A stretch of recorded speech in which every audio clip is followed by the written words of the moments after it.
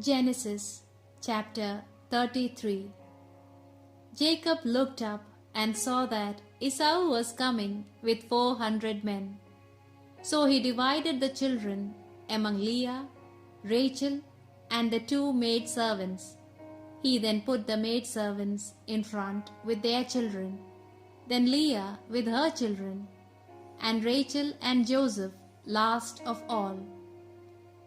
He himself went on before them and bowed to the ground 7 times until he came near his brother.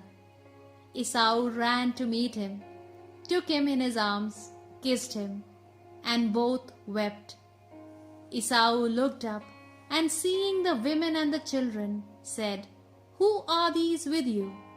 Jacob replied, "They are the children God has graciously given to your servant." Then the maidservants and their children went forward and bowed down. Leah with her children likewise advanced and bowed. And lastly, Joseph and Rachel went forward and bowed. Esau said, "What is the meaning of all this company I have met?" Jacob replied, "It is to win your favor." Esau answered, "Brother, I have plenty. Keep what you have for yourself." Jacob said, "But no, please, if I have won your favor, accept the gift I offer, for I came to you as to God, and you received me kindly. So accept the gift I have brought you, for God has dealt generously with me, and I have everything."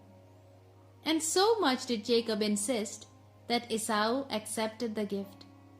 Esau then said, "Let us be on our way. I will lead you."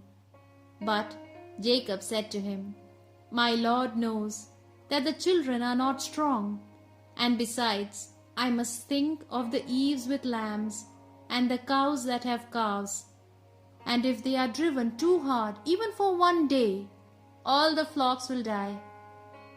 Let it please my Lord to go ahead of his servant, while I move on by stages at the pace of the cattle that I am driving, and that of the children, until I reach my Lord at Seir." Esau said, "At least let me leave with you some of my men." Jacob replied, "Why? All I want is to keep your friendship." So Esau returned that same day to Seir. But Jacob left for Succoth. There he built a house for himself and shelters for his cattle. That is why the place was called Succoth. On his return from Paddan Aram, Jacob reached Shechem safely, a town in the land of Canaan, and encamped within sight of the town.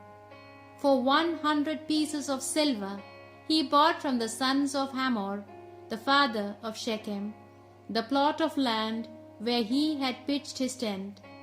There he erected an altar and called it El, the God of Israel.